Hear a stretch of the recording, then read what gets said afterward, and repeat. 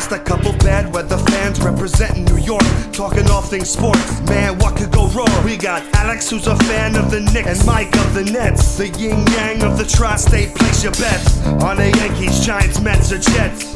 Yeah, you should listen if it's sparking your interest. If you made a vow to your team, don't break it. Bad weather fans is the relation.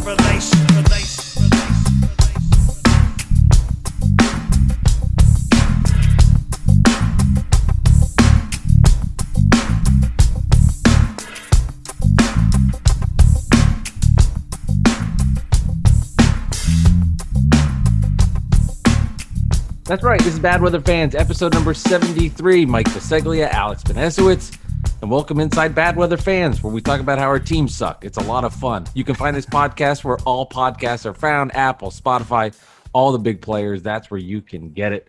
Alex, we have a fun interview that we'll tease upon in just a second. But first off, how the hell are you doing? I'm doing well. Last I checked, McCann just hit a big homer, but the Mets up a run. We'll see how that ends by the end of the show. But Mets didn't do so well in Pittsburgh, but we'll see. They ended it nice, but whatever. We're gonna talk to Zak Noble and talk a lot of basketball, and that'll be fun.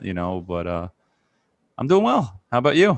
I'm doing good too. Yeah, Zak is the host of the podcast, the Noble and Roosh podcast, and I think everybody will get a kick out of hearing him and his basketball knowledge. I'm good. Yeah, the Mets series was a disaster that we saw with them in Pittsburgh. I think this is a fact, and if I'm wrong, I'm wrong. And then I'm sorry. But I think it was the first time since 1906 that we saw a team blow a 6-run lead, and then the next day the other team blow the 6-run lead and have the other team come back. I think that was the first time that's happened since 1906. That's what happens when the Mets and the worst team in baseball get together. That's just what happens. It was funny timing for me, Alex, because I was with, not for all of the games, but for some of them, my in-laws who are diehard Pirate fans, Pirate fans.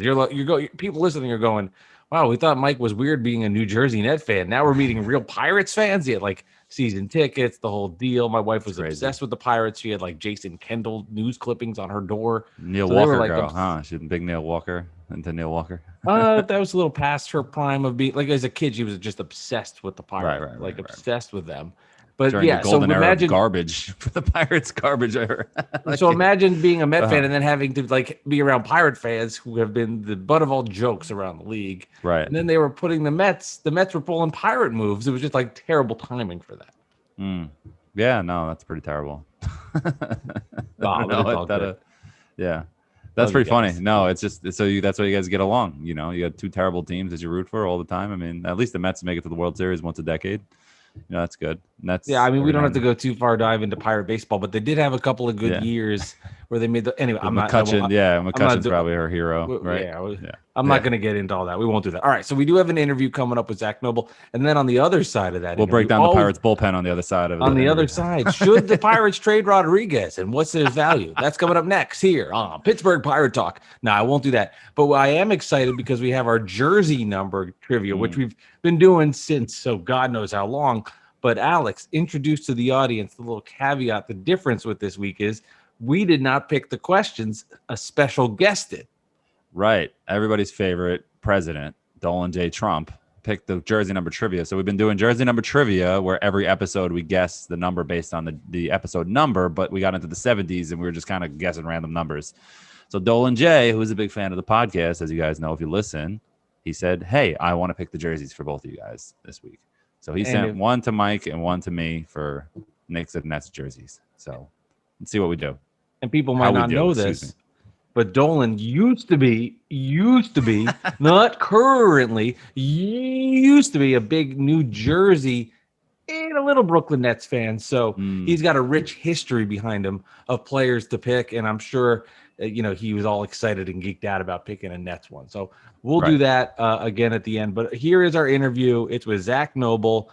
Enjoy, guys. He's based out of Minnesota. So he's a big T-Wolves fan, but he's got a lot of interesting angles about Coach Thibodeau that I think our Knick audience will be interested in hearing, and then some other Nets thoughts as well as we tie it all in together. So here is our interview with Zak Noble. That's right. This is Bad Weather Fans, and as promised, we're excited to have on the line Zak Noble, host of the Noble and Roosh podcast. You can find him on Twitter at Zak Noble, and that's ZAK for those paying attention at home. And I feel like, Zach, that's something maybe your entire life that you've been talking about, the ZAK, not the ZACK, not the ZACH. So I wanted to make sure that I had that proper for you. Thank you. The name of the 90s, had to straighten it up. I had like 6 of those people in my class, and I wanted to be different. So 3rd grade, went to the courts. Oh, I love it. I love making the switch there. And it's also fun too, because Alex likes the team, the basketball team in Manhattan. I like the basketball team from Brooklyn, originally from New Jersey. So we're both passionate sports fans. We're both passionate basketball fans. And I love that you're a Minnesota Timberwolves fan. For us and for our audience, that's kind of like a new angle, a new perspective. I'd love to hear about your time growing up and falling in love with the T-Wolves. I was lucky. I was born in the golden age of Minnesota basketball. I was a 90s baby, born in 90, but I remember hoops all the way back till 6 years old. I mean, I know exactly where I was at certain Jordan shots. I started watching the game live, though, as a 6-year-old. My family had season tickets basically from 1998 to 2008. Basically every single KG playoff year. So every year the Timberwolves made the playoffs. Just so many good memories. Falling out in the first round is great. No love lost there. I mean, we don't have very high expectations for sports teams in general here, besides the Vikings from time to time. So we'll take what we can get. But KG, I mean, I look at him as a top 15 player of all time. I hold him to a very high regard, but I got things to back it up. I'm fully loaded, and I like to look at myself as a historian. I've probably been to over 200 live Timberwolves games. Wow. Michael Jordan, I mean, him and KG are the 2 guys that really got me into the NBA in general. Saw him play live 2 or 3 times, and that was enough for me to be hooked for life. There you go. So you think Sprewell was able to feed his family from his contracts, or you think it would?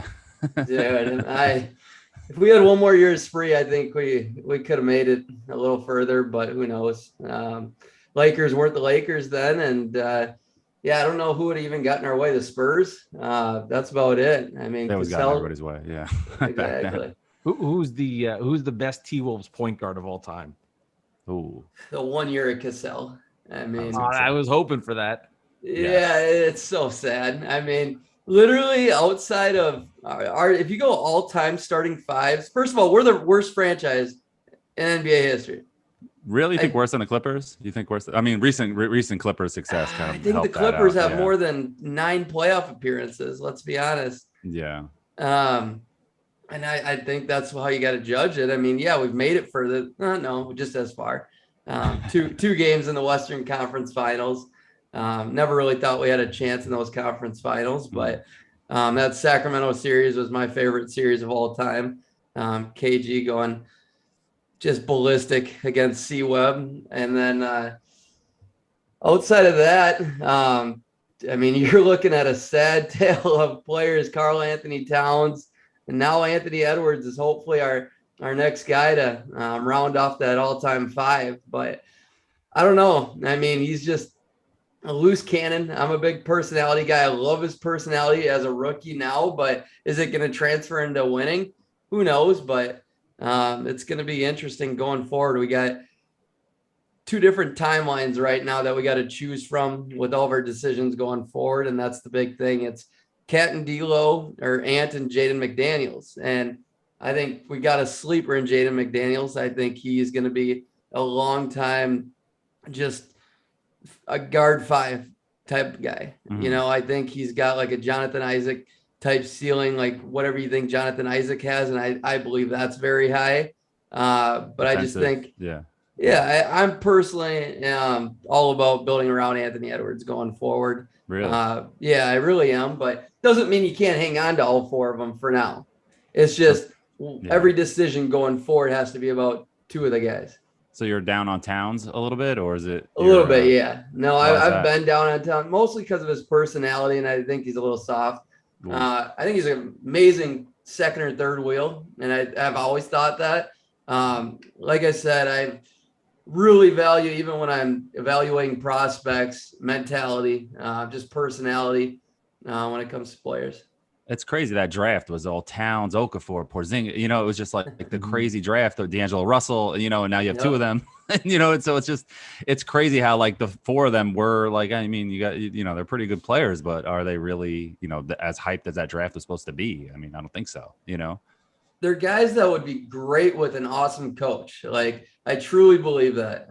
But there's literally only 5 coaches out there that I think can make these guys to their full potential. And I'm also a big coach guy, but I thought Thibs could have been one of those guys. I'm not saying he is that guy now or was ever that guy for Towns. I think he could have been. I wish we would have hung on to Butler. We lost Zach LaVine in that process, and he's one of my favorite players ever. Yeah, that hurt. You surprised by the success Coach Thibs has had it with the Knicks in the first year, considering what you had seen from him and your unique perspective of having him with the T-Wolves? I'm really not, to be honest. If you go back and look at just my past, whether tweets or just early season prediction or pods, I've been wrong about the Knicks probably the last 3 or 4 years because I've been higher on them the most. But finally, I mean, I didn't think they were going to make the playoffs this year by any means. I'm not going to go on record saying that. But if you'd have told me before the year Julius Randle would have been this, it wouldn't have shocked me. I've always believed in Julius Randle. I've always been higher on him. I had never understood all the hate for him in the past. I think a lot of that's been on coaching and whatnot and opportunity in general. Situations. Yeah, exactly. Yeah. You give the guy the keys to the franchise like they did this year. I'm not saying he's the guy going forward or should be, but man, it was a perfect fit. Everything lined up for him, and it was a blast to watch throughout the year. I love RJ Barrett too, but no, Julius Randle. I mean, if you gave Cat Julius Randle's brain, he'd be a top 10 right now. Damn, that's crazy. So what about? So were you high on the D'Angelo Russell trade? They got him in, Mike's old friend D'Angelo. You know, so I'm just curious about that too. Yeah, that was a huge dagger this year, losing out on that pick. It was nice winning some games at the end. Hopefully, it transfers into next year. That was a big debate, and Timberwolves land is like, do we want to keep tanking or do we want to build some momentum for next year? And you look at what the Suns are doing. Hey, maybe we go get like Kyle Lowry or get a veteran, somebody that can fit in one of our holes, which, we obviously don't need Kyle Lowry right now with D'Lo, but who knows? I mean, crazier things could happen. Well, now you have A-Rod to save the day, so exactly. That's so crazy. It's so crazy because we went from A-Rod, as we're both Mets fans, we went from A-Rod like, oh, he might buy the Mets with Jennifer Lopez to A-Rod getting divorced and now buying the Timberwolves. Go from J-Lo to D-Lo, baby. Do you buy that? It was Anthony Edwards, right? He had no idea who A-Rod was. Is that am I getting that right? You buy that? All. No, I don't buy that at all. Dude just plays around. He's a jokester, and it's fun. He's got the best personality I've seen. You can't help but love the guy, but just hopefully it transfers over to winning. You know that all those jokes only last so long. It's like you got a 3-year window of being the bright, bubbly jokester in the group. But real quick on that D'Lo trade, I still don't regret it. I really don't, because at the end of the day, it's the 7th pick. A lot of people screw up the 7th pick all the time. If it was the 5th pick, if we were in the Scotty Barnes range, I'd be like, or 6 even. The difference between 6 and 7 in this year's draft could be monumental in my estimation from a ceiling standpoint. It just opens up so wide. I mean, because you got Kuminga and Scotty Barnes right in that 5-6 area. So things get really interesting. But yeah, I mean, could we use a 7th pick? Absolutely. But would I rather have D'Lo with Cat? Wiggins wasn't going to get better in Minnesota, and people look at his production this year in Golden State and think, oh, he would have been that guy in Minnesota. Hell no. Golden State made Andrew Wiggins this year. Yeah, he seems to me just one of this ultimate disappointment in a player that is just ultra skilled and just could never put it together, like a much better version of what we've seen from Kevin Knox, but just could not take his game to an elite level, and now has just become a role player, I would say, on a team that's going for a championship, but can't do more than that. For sure. It's his defense that really stuck out to me this year and shocked me. I mean, he looked almost all NBA defense most of the year. I mean, they were a top 5 defense, and you look at that roster, it's like Draymond. And then where else are they going to get? Andrew Wiggins on the perimeter was phenomenal this year. But yeah, crazy. I'll give Kevin Knox a shout out for one of my biggest draft misses. He was a lot of draft misses, especially after that summer league where he went nuts. But quick question about the maybe Collin Sexton. We were DMing recently. You were big on Sexton going to the Knicks. What are your thoughts on that deeply? I just want to know. Yeah, I'm big on that too. I want it so bad, man. It's just I don't know how much the Knicks value him. I mean, obviously he seems very available, and you'd think there's a lot more smoke coming out, especially just I mean, there's been action going on. I mean, there's plenty of rumors. It's like, we'll see. I mean, they got draft picks. So I think anything could happen come draft time. That's when things it'll keep getting hotter as things go. We got a long summer ahead of us, but I'd be shocked if the Knicks don't make a bunch of moves. I mean, you got Julius Randle peaking at the right time. RJ, I think, is going to really be a winning player this year. Mm-hmm. They're really only, I mean, a piece away in my estimation. And do you think I'm crazy by saying Sexton is that piece? That is, if RJ gets to the levels I think he can, and therefore depends on the trade also. Yeah, obviously. Right, and then it opens up. What'd you say? He'd be in a trade? It depends on the trade also, like what they give up for him, and also like your old friend Kevin Love, was he really the problem in Cleveland, or was it Sexton, or who's the problem? Is it the executives? Like, what's going on there? It's just a mess. Well, Sexland, I mean, it's just. I mean, an offensive orgy. Let's be honest. There's no defense. I mean, no structure. Okoro and Nance. I mean, Nance missed half the year. I mean, that's their defense right now, and it's really hard when you got two guys that. I mean, Garland didn't play anything in college, so it's like he's coming here to learn the game too. Mm-hmm. And you put up, coach. I put up a lot of stats. Yeah, Bickerstaff's a little underrated in my estimation, but he's not great. I mean, definitely not a known developer by any means. He's just a floor raiser. Yeah. And you had referenced this earlier, and you kind of answered it a little bit, but I want to get more details from you because I'm curious. You talked about Anthony Edwards and being a jokester, and after the T-Wolves beat the Knicks earlier this season, Anthony Edwards threw a little bit of shade to RJ Barrett and had some comments for him, and just took a. I don't want to say passive, maybe it was an aggressive shot at him, but you did allude to you think RJ Barrett has the potential to be a good player. What do you think the ceiling is for RJ? Yeah, so my ceiling really hasn't left him, but I truly believe a top 15 guy in this league. That's his ultimate ceiling. Would it shock me if he ever got to like top 7, top 10? No, but I think that percentage is very low. I think it's roughly 40% or greater. He can become a top 15, top 20 guy in this league. I truly believe that. I had him above. He was number 2 in the draft, pre-draft for me, above Ja. But would I take Ja now? Yeah, I'm taking Ja ahead of him, but barely. I love RJ's defense. I think it's super underrated. He works hard. Yeah, he grinds. No plays off. He's a Thibs guy for sure. And I look for players like. I love when guys make mistakes their rookie year. I really do. That's a huge sign for me. I hate when people just go on hot take land and just rush to judgments on rookies. Same happened with Anthony Edwards. I mean, the first half of the year, guy sucks, doesn't know how to play the game, took terrible shots, which, he did. But he's a kid. I mean, a kid in Minnesota. I mean, you get lost in these woods. Let's be honest. Underground tunnels, you get lost in them, right? Seriously, that's how we get around up here. But no, I think RJ is smart. I mean, he really is. I mean, he has everything you need, and he's improving just progressively. Just look how long it took Jimmy Butler, Kawhi, Giannis even.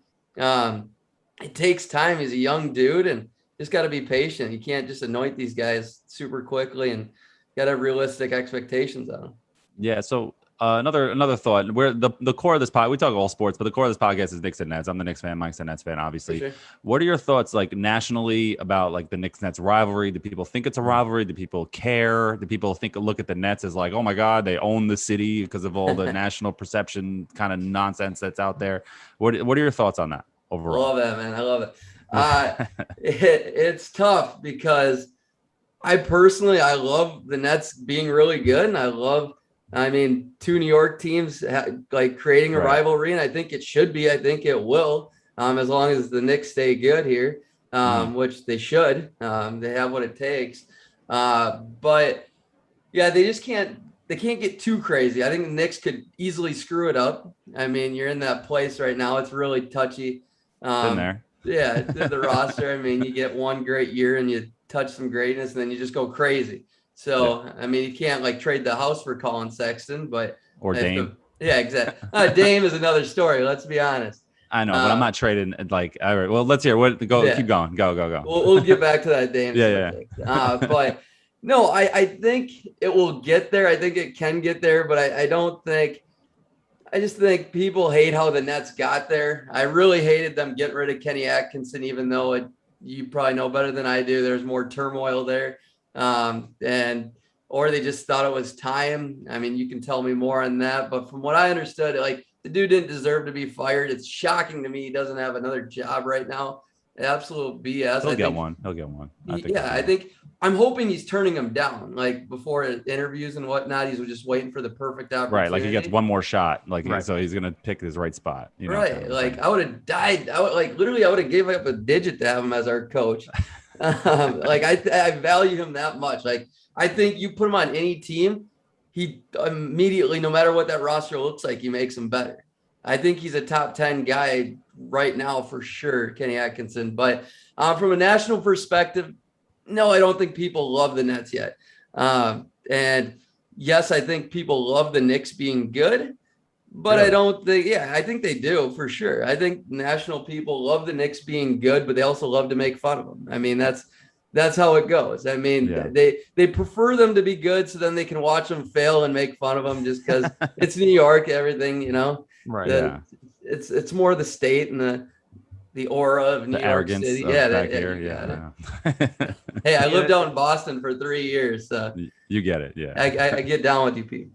No, that's cool. And it's funny as a Net fan, lifelong Net fan, going back to New Jersey and always seeing the Knicks as kind of big brother. My perception of them has always just been, I just hate them. I want them to lose. I don't like them. They're arrogant. They look at the Nets as gum on their shoes and they don't really care. So I think this year will do more. This past season is going to, when I go into next year, I think there's going to be a little bit of a surprise with how much the base was built from this season. And I think it's going to take Knicks fans a little bit by surprise when they go to the Garden and they hear Net fans chanting. I think I'm not saying they're even close yet. Yeah. But I think there was a slight movement, and I think the Net fans will be a little bit bigger. And I just want to get to your Kenny Atkinson point. I myself was like in shock when he was let go. The more and more you think about things, there's one goal in mind when you're rooting for a sports team. And it might suck for Kenny Atkinson, and I feel bad and I sympathize with him.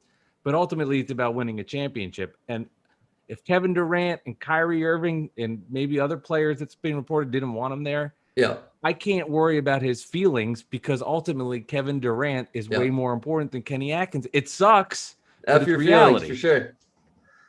Yeah, no, I'm with you, and that's kind of how I like understood everything going down. It's those guys wanted Steve Nash. They picked their guy, and it is what it is. I mean, how do you think Steve Nash did this year? To be honest. I think he did a good job in handling all the crap that was thrown at him.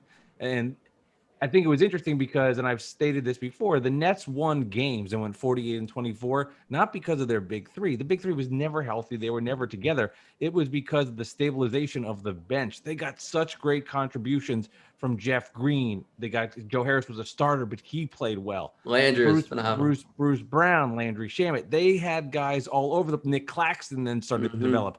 They had guys that were all over the place playing well for them, and that's why they were winning games. Mike James steps in, and all of a sudden he's putting up 10, 5, and 5. Then we get to the playoffs, and all those guys vanished. Yeah. They could not do anything. So I would say, getting back to your original question, I think Steve Nash did fine. I think he did okay. I think ultimately his best job was keeping the guys together as a unit. Were there times where I scratched my head with some of the decisions he made with the rotations? Absolutely. I mean, there was some strange stuff, but it's like, again, every coach, I can't fault him for why they lost or anything. It was just about the injuries, in my view. And if they were healthy, I don't think it really would have mattered what Steve Nash did. So I give him a good grade on how he handled everything as a coach's X's and O's. Fine. We'll find out. Yeah, it's hard to even gauge. Right. No, I'm with you. That's exactly how I feel about Steve Nash for sure. Can't word it any differently, to be honest. But I think it's James Harden that made those guys who they were. I really do. I think hungry, he's literally one of like 3 to 5 guys in the league that really make players better. And that to go along with that, it's Chris Paul, Jokic, and maybe LeBron from time to time. That makes sense. Okay, so let's go back to the Dame thing. So what are your thoughts on the Knicks and Dame, and what do you think it'll cost? What do you think they should do? And I'll give you my thoughts based on what you say. Yeah, it all depends on, I mean, if he demands a trade, when he demands a trade, if he's got his list. I personally think he's got 4 years left. I've always been this way, though. Like, screw the players' feelings. I mean, if a team wants to give you the house and they think they can retain him and it's a real deal, you make the best deal with whatever team out there. Right. Screw the players' feelings. Because at the end of the day, that team's not going to ever pay off. Find me a team that's paid off by doing right by their star player. Maybe if that player is under a big agency, maybe that's going to matter a little bit, but they're going to all forget about it a couple of years down the road. And when it actually, that's a good point, when those relationships with those agencies will actually matter, in my opinion.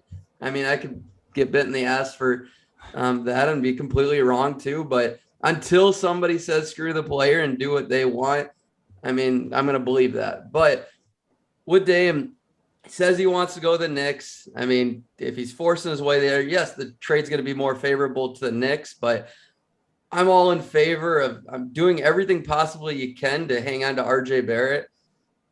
Obviously, that's going to be extremely hard because I personally don't value the Knicks assets outside of him and Julius very highly. I mean, low on Mitch. You're low on Mitch Robinson. I was much higher last year. I mean, this year definitely went down. I mean, I don't think he's going to be very healthy ever. I don't know. Things can change quickly. Yeah. But I was pretty high on Obi. I'm not writing him off by any means, but he's a guy that around the league, I don't think he has a ton of value, and he's got to prove himself first. I definitely would value him a lot higher than most. I think you can get Collin Sexton in an Obi package for sure. But man, I'd give up 5-6 picks if I'm the Knicks to get Dame. I mean, if you can keep RJ Barrett, like that team can compete with. I'd be damned if they couldn't compete with very close to anybody but the Nets. I mean, they should be there close, depending on how good Julius can be in the playoffs. I think if you brought Dame in, Julius would be the same player he is in the regular season as he would be in the playoffs. I really do. Right. That's what it'd take. But if you gave up RJ Barrett and 3 picks, yeah, I'm doing that tomorrow. Really? Yeah. See, I can't do both. If I'm giving up all the picks, I'm not giving up RJ Barrett and Julius 3 picks Randle. isn't all of them though. No, yeah, I guess, but I just can't. I can't do both. I can't give up picks and RJ Barrett. Then it's just like, what are we doing? You know what I mean? It's just like I don't think that team's good enough to win a championship. And if we're not making that deal that's going to put us over the top, then what's the point? Then just keep building, keep ascending, keep going up, keep doing what you have to do. But I would deal pretty much everybody except for Randle and RJ Barrett. I mean, and Randle, it had to be the right package, but like. Because then you have Randle, Barrett, and Dame, and then you're like, all right, now we have something cooking here. Then you still have cap space. You can add some players, but I can't, in my mind, give up a lot and a lot. It's got to be one or the other. No, I'm with you. Yeah. And Zach, you tweeted this early. I think it was earlier today. You were saying like how you gauge if a trade was good if both fan bases are upset. So I think playing to what Alex is saying, if you're going to get Dame Lillard, you can't just be like, okay, you're going to have to give. You have to give up one of your best players. He's too good to rob the house like that. I mean, somebody that you're going to not want to have on somebody, you're going to be sad about somebody leaving, then ultimately you'll get happy again when Lillard's hitting shots, from across the street. But you have to give to get, and it's going to be somebody that's going to bother you. Yeah, Lillard guarantees you 45 wins, no doubt. Well, that's the thing though. They were the 4 seed already. I know it was kind of a fluky 4 seed, like kind of, they got there towards the end, won a couple games, but it's not really a 72 game season. You know what I mean? But at the same time, it's like they're, I can't explain it. I don't know. Like they don't need to blow it up to do like a Melo trade. That's the kind of PTSD that's they're developing. Yeah. He's how old is he right now? 31, Dame, right? I mean, it's like, it's kind of like, all right, what are you going to get out of him? And then, he's paid a lot of money and are you winning a championship is the point. I know there could be other moves that can happen after that, but now the dream of Kawhi is gone, which wasn't going to, that would be the only way I can rationalize it if you're packaging that and that at the same time.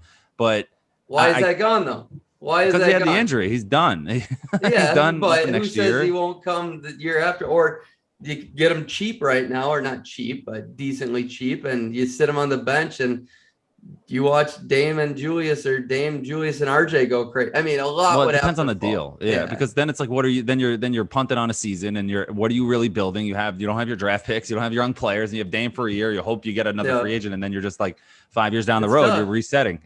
But when's the last time? No, go ahead, Zach. Okay, when's the last time the Knicks have had that player? If that guy wants to come to you and you have a chance to get that guy, I truly think he has 5-6 great years left. I mean, not six great years, but 4 or 5 really good years.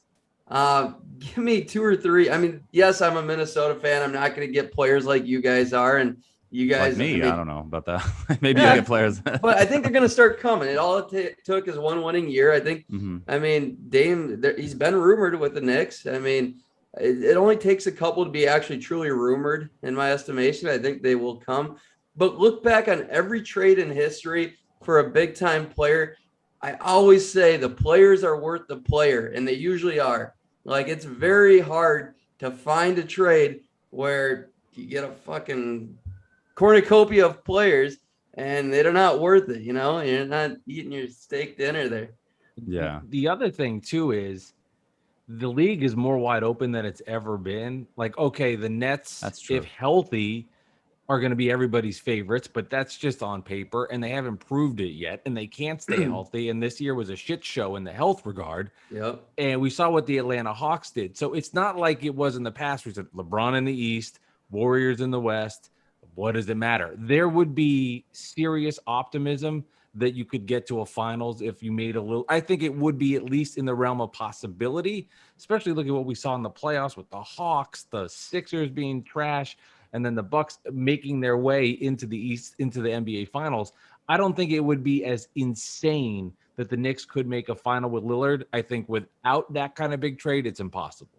I 100% think the Nets are a very injury-prone team, especially with Kyrie and KD. And now Harden, maybe he gets the injury bug going forward. I don't want it. I want them to be great. I want them to go on a tear. I love it. I love those guys together. I really do. Because like as a basketball savant, like how can you not love watching the best players play together? It's just, I mean, the league is so good right now. Somebody's going to make moves and try to come at these guys.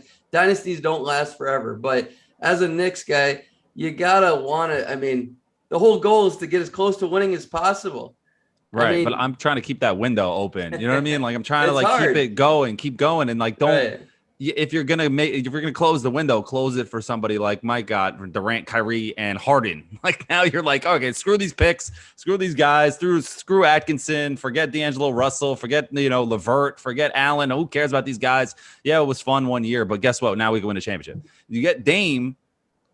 I don't know what's going to happen next. If you're telling me you're going to get Dame and then you're going to get somebody else, another star's going to come, and then like not one that's coming off an injury, and then I'm like, all right, now you can sell me on that. But I'm just skeptical because like it took us so long to get to this point, and I was so proud of them in 2019 when they didn't go for the second level guy. Like they didn't sign Amari, they didn't trade everything for Melo. You know what I mean? They didn't get Tobias Harris, those kind of guys.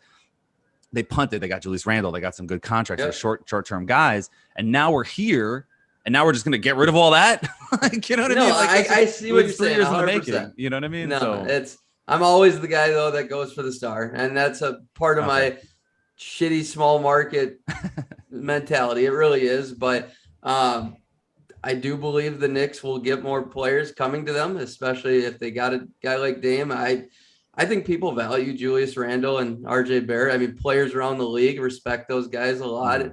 Yes, I like their young core. I do like Emmanuel Quickly, and I like Obi coming along, but they still got so much to prove. Like, we have no idea what RJ Barrett's ceiling is yet. It's like he still hasn't proved like he's an absolute killer and savage on offense, nor has he need to. I mean, he's played great within his system and proving on one step and one And it's stage so at hard a time. to predict what they're going to do at the end of the first round. You know what I mean? Like you can't even think about like, oh, well, they can target this. Who the hell knows? People can look at mock drafts all day long. You have no idea. Yeah. And it's crazy that the draft is next week, which is insane. You know what I mean? It's just like I'm still in the finals. Like, what are you talking about? The draft, you know? And Zach, you've been awesome with your time. So one more question for you, and we'll tie the Minnesota angle back to the Knicks again. And you alluded to Coach Thibodeau, and you talked a little bit here about free agents. Do you think there would be hesitancy from stars to want to play with Coach Tom Thibodeau and the Knicks? Yes, that's the big one, and I believe there is. I don't think it's the players. No. I don't think it's New York. I think it's Tommy T. But I mean, I think he's easing off, and the fact that he's proved he can win in another spot. And at the end of the day, you got a guy that's winning. You got a guy that's pushing you forward. That's another reason why I think you should go for it, because you don't know, like, if you got players like Dave. If Dave says he wants to come to New York, it's hard, like, to not go after him and be super aggressive. I mean, look at the Boston Celtics right now. I mean, were so gun shy and didn't unload the clip after all these great guys. And if they got Kyrie, they got Kyrie. They got Kyrie. Yeah, they tried but there. they couldn't hang on to him. Yeah. But if you get Kawhi or Anthony Davis and paired him with Jason Tatum, they would have had a title by now. I mean, they probably would have won this year, to be honest. But I mean, yes, Anthony Davis is hurt right now. Kawhi is hurt, so maybe not. But a different reality, you know, back to the future kind of situation. Right. Exactly. But at the same time, if you got Thibs and he's showing improvement and you're striking out in the offseason, it's tough. I mean, if you're striking out on like good role players, or really good stars and they are rumored to be there, it's got to be something to do with him. I really believe that. But you definitely let this thing ride as long as you can. Because who knows who that other coach is going to be. And you can't make good decisions based on a coach in the NBA. I mean, I know you're a big coach guy, like you said, and Thibs is great. But if a star says, "Hey, I want to come here, but you got to get rid of Thibs," I'm like, goodbye. You know what I mean? Like, it is what it is. We'll get another coach. You know, like exactly like Kenny Atkinson. Absolutely, exactly. Like what's his name with the Cavs? Jeff Goodman. Jeff Goodman once said he'll take Brad Stevens over Anthony Davis or somebody crazy like that. He's like, who would you rather have? Brad Stevens or the number one pick? And it's still like one of those memes that's gone on forever. That's crazy. Yeah. That's crazy. Like that was like I was trying to make the Cavs point when they got Ty Lue. They got rid of what's the coach from Israel? I forgot his name. David Blatt. Yeah. David Blatt. And then mid-year they brought Lue in and then they won the title. Right, and then the Cavs lost all their players a year and 2 years later, and Lou was done after they were 0-6. You know, it's a players' league. Well, if you want to have your NBA knowledge go up 10 points in your IQ, definitely recommend checking out Zach and his podcast, Noble and Roosh. Find it where all major pods are found, at Zak Noble on Twitter. Zach, enjoyed our conversation. Thank you so much for coming on Bad Weather Fans. Mike and Alex, appreciate you guys, and anytime, definitely want both your guys to keep rolling, move forward in the right direction, because I enjoy watching both those teams. So let me know anytime you want me. I'm down to chop it up. Take care, guys. All right. Thanks for coming on, Zach. Appreciate it. All right. Thank you again, Zach, for coming on Bad Weather Fans. We appreciate it. Follow Zach on Twitter at Zach, Z-A-K, Noble, N-O-B-L-E. Alex, I have never anticipated a jersey trivia so much in the history of Bad Weather Fans. But the fact that I know that these questions, well, I know one of them, which the next one that I'll be giving out to you, it came from Dolan J. Trump, your president. My president. I'm pretty fired up to do this. I'm not gonna lie. I'm more nervous this week than I have been in the past for this. Right. It's gonna be good. It's gonna be good for you. I think he knows how to test you. He can really test you. Right. Yeah, it really gets, and he threw, when he was on the show last time, he threw a bomb in between us. We never argue like that. And we argued about Spencer Dinwiddie, like we want to choke each other out. I know, right? He's just that's so true. I was like legit hated you. Hate strong. No, I hated you. No, it's good couple minutes we hated each other, but then it was over. We're not going to lose our friendship over in the podcast over Spencer Dinwiddie conversations. I hope not. That would be pretty. Then there would be some deeper rooted issues. Yeah, then you know what I mean. Like if you get into a fight about Spencer Dinwiddie and that leads to something, there was something brewing underneath. That just doesn't have that kind of impact. That's true. That's true. Well, maybe this will end your friendship. Like the shirt that I got, this Patrick Ewing shirt. See it like that? I thought that was a great shirt. That's cool. Is that a new shirt? Or is it an I just old? got it. Ewing Athletics. It's a great shirt. I like it a lot. I just bought a couple. I randomly popped up on like Instagram advertising or something, and I just was like, "Hey, this looks cool. I need a T-shirt." I'm wearing T-shirts all the time now. After tax, here's $53. Yeah. Well, I got 10% off, so it was good. But no, shout out to Ewing Athletics. That was great. No, I love Patrick Ewing's my guy. So. The shirt's great. You can't really see it. I kind of like pick it up so it doesn't look like I'm just wearing like a white tee and the podcast. Well, the microphone and hey guys, you can find this video Battle of the Fans on YouTube. Check it out and subscribe. See the shirt. Yes. If okay, there it is. That and I know what that is going to become. That might be the screenshot for the podcast. No. The problem is when we tweet it out, with the microphone in front of you, it's hard to see the shirt. So you see like the first part and the second part, so you don't see the full thing. Like when I read it, well now I can't because you're down below, but it says like Pat Wing. Shove my chest. Yeah. Pat Ewing. Pat Ewing. Do you want to go first or do you want to go second? I don't know. That's a tough question.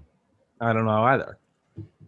All right, let's do yours first because you're in your head about it. So let's do yours first. You don't want to build the anticipation for the audience? Okay, fine, go for it. I don't know. I think you need a clear head for this. You need to. I'm ready. I'm ready. Okay. Here's jersey trivia for Mini Mike. That what you wrote? Okay. Oh, he doesn't give a number. Well, you're gonna have to look that up then, real quick. Okay. Or how about you want? Let me just go first then. Do you have your number? Yeah, he gave me the number. He forgot to give you the number. Yeah. He wore number blank. It's in there. It's in the text. I think it's 14. Hold on. I know who it is. Do you? It's Jamie Fike. Yes. I couldn't even Google it. So you got it before I Googled it. It was Michigan State. Yeah, there you go. Started 33 games, averaged nearly 10 boards. The number 14 was on like the bottom of it. See, it has to be at the top. Like I'm started reading the first few clues, and I got kind of nervous that he didn't put the number in there. And what's the other clues he gave? Now I'm just curious. Power forward / center, second round draft pick out of Michigan State. 3 seasons with the Nets from 98 to 2000. He's a very good rebounder. Yeah, I'd say he was a good rebounder. 10 boards. Yeah, he gave me a clue. Then I kind of had an educated guess, and then that zeroed in. He said it was one of his favorite players when he was growing up. And I thought, let me get in the wheelhouse of what years he was around and how old he was. So I knew it was going to be that late 90s team. Mm-hmm. So when he said 14, it clicked. It was Jamie Fike. Yeah, no, there's 3 clues, and then the number. It's just like the number should have been first. He botched that. You know what I mean? It's like a true Trump fashion, just upside down, backwards. Everything doesn't make any sense. When I hyped this up, this was going to be the best trivia we ever had, and I got it before there was no clues. At least when you give it, like how much like I struggle. When you give it. I maybe I got to pick another 14 for you. Hold on, real quick. Let's get another 14. Then it's gonna be really random. Yeah. Okay. 2008, number 14 to the Nets. Played on a million teams. New Jersey Nets played 27 games, started 5. Jeff McGinnis. No. Drafted by the Cavs in 2001. Oh, it's the center. I'm like butchering his name. Jop. It's on a Jop. Yeah, I know you got it. Yeah. Man, you like that. Yeah. All right, you want me to get you now? Yeah, let's do it. If you get this right away too, I mean, this might be the last week for Dolan. This was a little too easy. Okay. I thought this guy was like a savant with this stuff. Yeah, let's see. All right. He wore number 35 in his 3 seasons with the Knicks. 3 seasons. 2001 to 2003. I always look to my left whenever I'm thinking. I don't know why. Right, because your fiance's there Googling it for you. Like, look it up. You heard? Did you hear that? 35. 2001 to 03. It'd be like the remember the Francesa, the Knicks. The Francesa Super Bowl trivia where people will be like, and like they're like Googling it as they're like, okay, it was 2000, What was that last part again? What did you say? What was that? Which Super Bowl 6? Yeah. No, okay, can you repeat the question again? You're gone. All right. You want the next part of the? You are getting help. You want me to give you the next clue? 2000. So number 35, 2000 to 2000. What? 2001 to 2003. 2001 to 2003. Number 35. What position? That's the next clue. He was a power forward who started 61 games. Clarence Weatherspoon. You got it. Bam.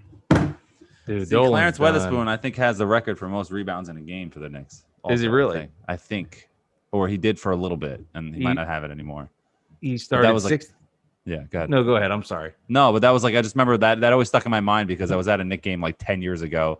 And I remember there was like a trivia question, like, who has the most rebounds in a game? And all these like good Knicks players. And it's like Clarence Weatherspoon. I'm like, what? That was like the weirdest thing. Yeah.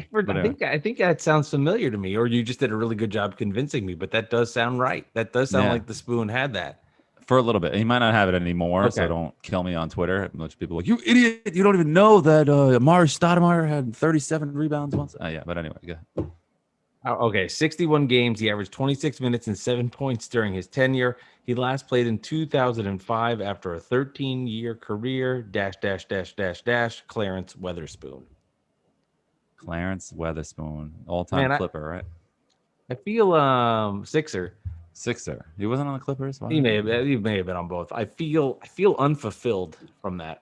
Yeah, it was a Sixer. When the Sixers were like the Clippers and they were like horrible. Like the Sixers were like the worst team. Can I give you one more? Sure. I don't know. That just, maybe I blew it up in my head. Like, this is Dolan. He's the president. He's gonna really bring it.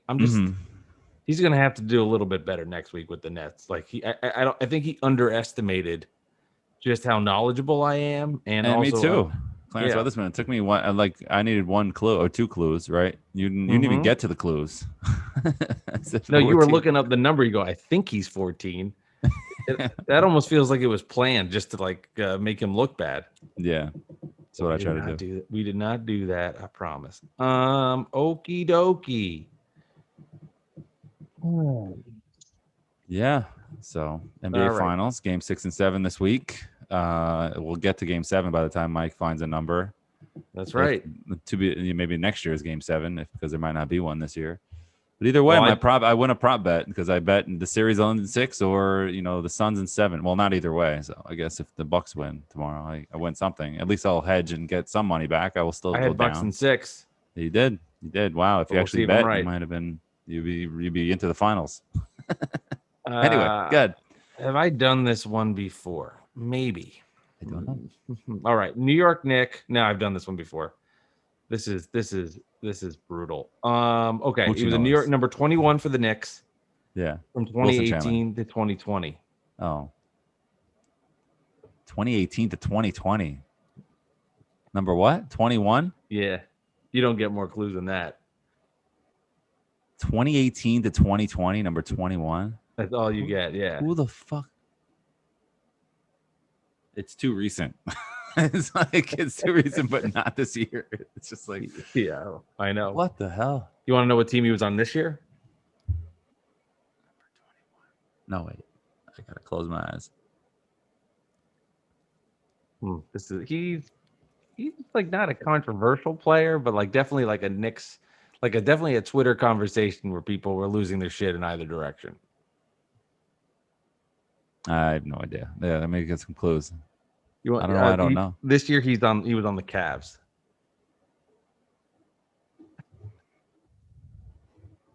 I have no idea. Damian Dotson. Oh my God. Wow. I can't believe I didn't get that. That's pretty bad. See, I went with the weather. I got Clarence Weatherspoon, but I didn't get Damian Dotson. That's I didn't know what other clues to give you. Yeah. He spells his first name weird. Damyean. Damian. Yeah. All right. There we go. I'm looking for you next week, Dolan. Bring it. You got to step up your game a little bit. Give me a little Reggie Theus or something. Yeah, I don't know. That was terrible. So let's end it with the poll question. I know we usually do the poll question first because but this is a good one.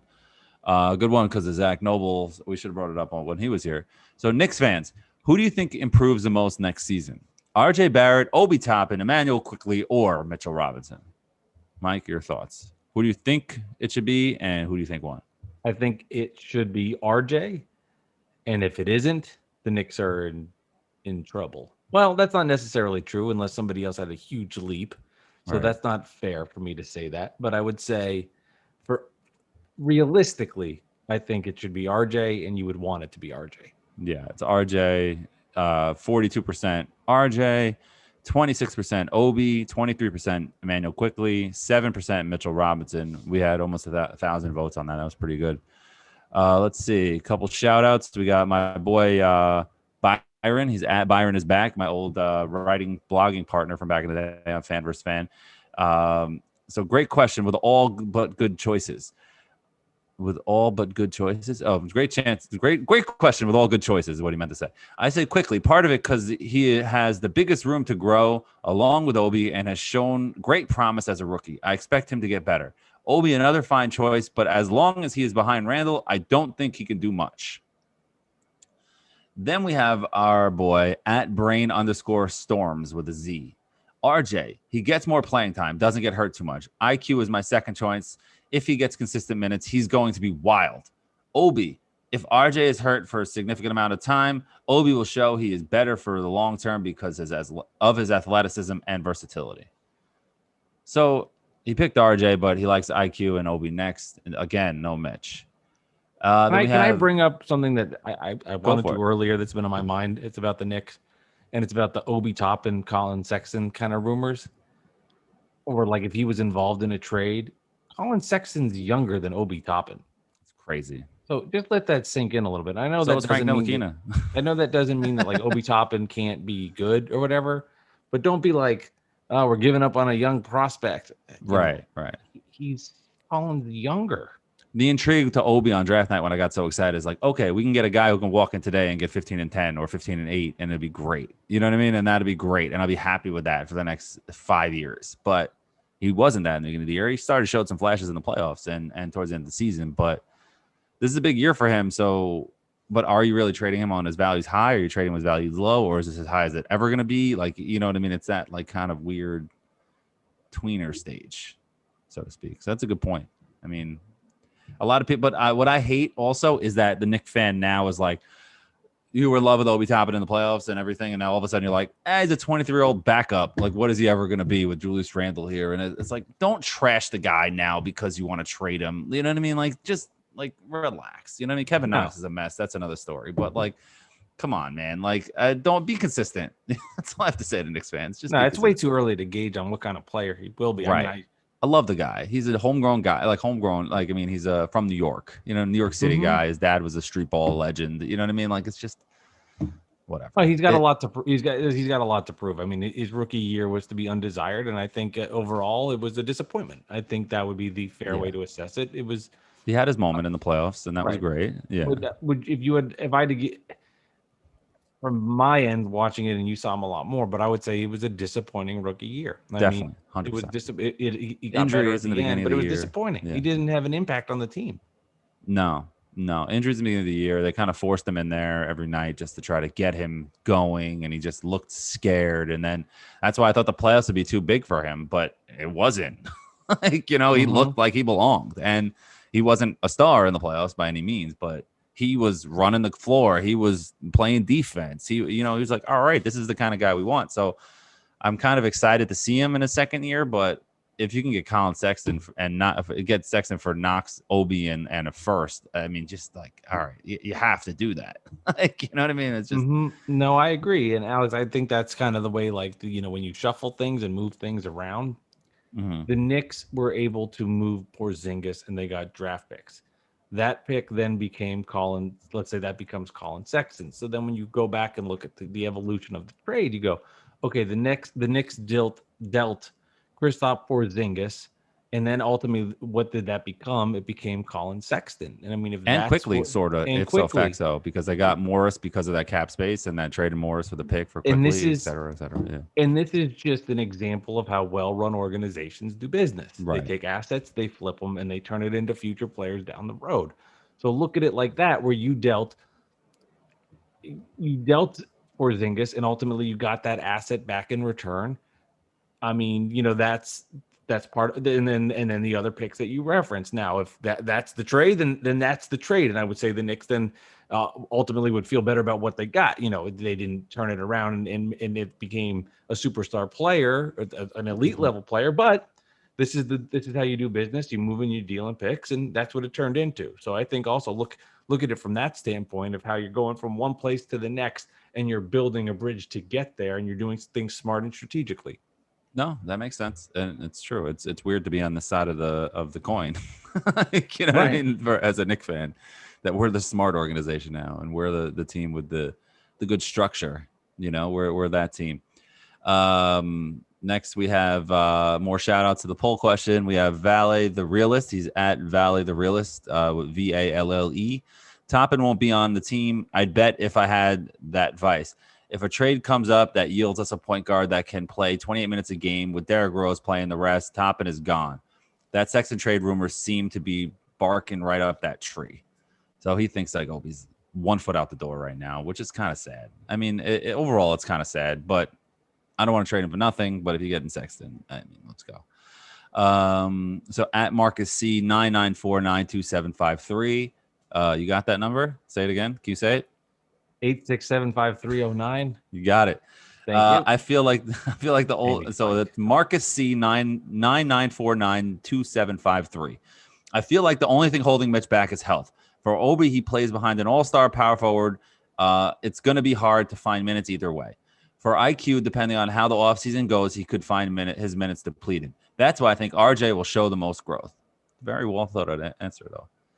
A lot of people are on this whole Mitch thing that he's just not going to stay healthy. And, people try to spin it that he's not injury prone this year. And like, he's only missed, 30% of his games. I mean, he's played 3 years. That's a lot of games, but like, it's still, then you look at the injury list, like Fox Sports Online always does a great job. If you search, like you look search stats, any site can give you stats, but they give you like injury history. So it's like every injury he's ever had, even if it's minor, he's missed a game or he's not missed a game. Anytime he's been on an injury report, they'll show it. And his list is like, you got to, when you have the iPhone, you have to kind of squeeze it together to take a screenshot of like a longer list. Yeah, you can never get it, and it always pops out and you miss it. Yeah, of course. That's Mitchell Robinson's. And that's the same thing with Frank Ntilikina. And that's just like in 2 surgeries this year for Mitchell Robinson. He put on a lot of muscle. I'm rooting for him. I hope he gets back, but we'll see. We'll see. It's not a center's league, and that's the thing. But he's the kind of center that can, that can do well in the NBA today. So we'll see. I'll tell you who I would love the Nets to get is the guy that replaced him at center and was with you guys. He'd be a perfect net. He'd be a perfect fit. I want the Knicks to bring him back. I think he'd be a good guy to bring back, to be honest. No, I do too. I just look at the Nets and what they lacked. And they could sign him. Block shots. And I mean, like, it would just be a nice signing for them. I think he'd be the perfect fit in Brooklyn. And that's like former Knicks also a lot. They really do. So who else is the former Knick? You want me to go down a list of the former Knicks that are on the but Nets I mean, I think recently? that's true for like every team when you could figure that Jamal out. Crawford, Jeremy Lin, Wilson Chandler, Lance Thomas. Who else was there? Amari Stoudemire's a coach. D'Antoni's a coach. DeAndre Jordan was a Knick. Who else do we got? Let's think. Not a huge list. Chumpert was there too. Yeah, I guess there's a lot of aging Knicks. Henry Ellison was another guy. Yeah, that's a great call. There's a lot of former Knicks that were Nets over the last couple of years. Former Net that's a Knick, Theo Pinson. Theo Pinson, yeah. That's the Magic Man, Theo Pinson. Yeah. He's the reason why the Knicks were good, man. He's part of it. Yeah. He's part of it. He changed the culture. I agree. Yeah, no, I'm so glad we held on to him and got rid of Austin Rivers. It was really smart. But then we have, I'm sure there's a contract reason someone's going to tweet me, idiot, they couldn't do that. You have to do this now every time. No, there's always somebody like, you're an idiot because of this. You're an idiot because you didn't know every single thing that's ever happened in the world. Sorry. Okay, so then we have Derek. He's at Derek Bain 01. That's Derek DERRICK. I'd hope Mitch improves the most, but probably Obi or RJ. IQ will always improve, but I don't know how drastically. Yeah, these guys are the kinds of guys that you want on your team overall, these 4 guys, because they're going to work their ass off. There's nobody that's there that you're like, is he going to really work hard? This like Kevin Knox. You're like, or, is he really going to work hard this offseason? We think he is. And not, but like these 4 guys, you look at their mentality and you're like, these guys really want it. You see videos of quickly or topping, shooting threes or jumpers after the games, on the court. Somehow some MSG reporter happens to be there taking the video of that. You know what I mean? Of course, I love that stuff. That's my guy. He's taking extra shots. Oh, look at him. He's putting in the work. You know what I mean? Like, Michael Jordan always did that, of course, Right. So I got a Mets update for you. Oh, yeah? They lost? No, it's 9-9, top of the 10th. Diaz blew the game. Oh, my God. Diaz turned into a pumpkin, bro. He's back to his... I was like getting excited about Diaz, man. Like, I was like, oh, he's like, this is the guy that Brody wanted here, man. This is the dude, man. Who cares about Cano? He's suspended, and Kellenic is not showing anything. I know he's young, but like, maybe we actually got something here, And now it's just like, now it's so crazy in baseball how the closer really dictates your life. Like, you know what I mean? Like, it really does. Because you think about it, in the Mets in 2015 in this World Series, I know Familia blew 3 saves, right? It wasn't 4. I think he blew 3 saves. Maybe it was 4. I'm not even sure. But he blew a bunch of games, and like some of them weren't really his fault. But like, you look at the Yankees, they were a dynasty when they had Rivera, and then when Rivera like kind of got a little worse, like they haven't won championships 2009, and won in 20 years. You know what I'm saying? So it's well, first of all, he's the extreme example because he's the best to ever do it. But I jokingly talked about the Pirates earlier in this podcast. Yeah. But the truth of the matter is, like Rodriguez, he did give up that home run to Conforto yesterday. He's had a pretty good season, and he's going to be a huge asset for somebody down the road that can get some quality reliever and get quality closing time. They should. So I mean, like seriously, I don't know what kind of market is there's out there right now. What that is, but the Pirates are going to be sellers because they're bad the Pirates teams don't and need closers either. Whatever. Yeah. But I mean, no team has good closers. They're so rare to find. There's some. I mean, it happens, but it's just like, it's tough, man, to have a team that has a consistent closer. It's just never the case. And Diaz is in a bad spell. And I'm just looking at the box score. I don't know exactly what happened. Was it an inherited runner? I don't know. But it does say a run given up across, his little scorecard, his box score there. Thanks for that. Now I'm angry. Well, no, I wanted to check, and I shouldn't have done it. It's crazy because you got that McCann homer, and we're all excited as we're like checking in between the interview. 10-9 Mets. All right, I'm just gonna stop. But this is nice. I'm now we're winning. I'm That's not great. game tracker. Yeah, well, it's the extra inning gimmick with the guy in second, which we can save for another time. Another time. That we agree. That we disagree on. You love it. I hate it. I don't. No. I don't love it. I don't love it.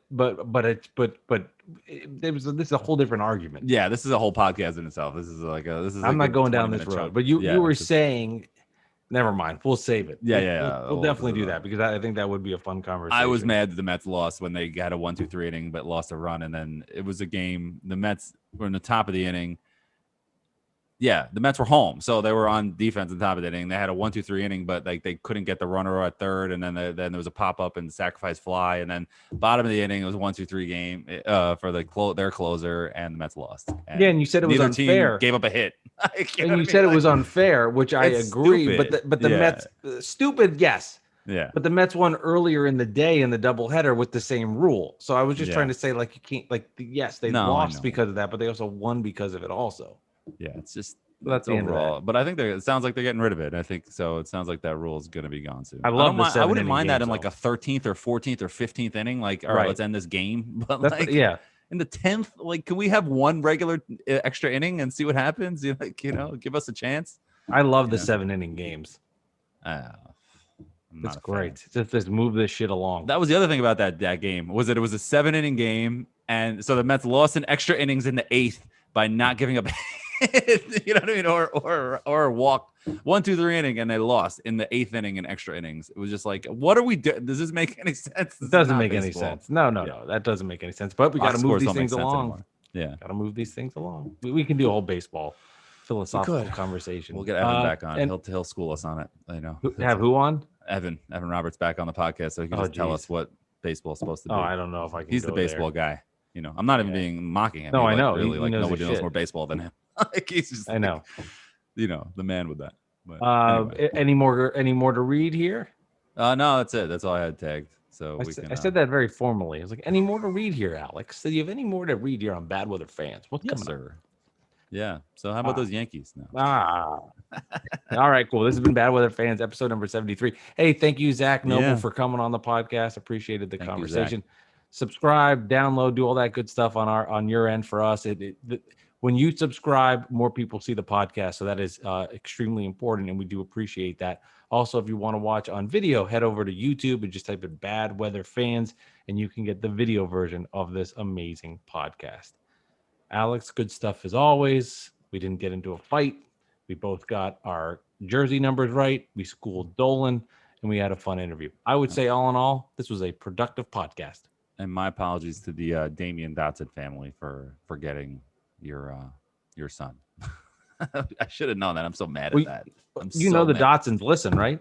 Do they? They're big fans of the pod. Yeah, they've subscribed. The Dotsons love the podcast. Yeah. So if Damian Dotson's family can subscribe, so can you. Bad Weather Fans, Ep 73. All right, Alex. Talk to you later. All right, bye.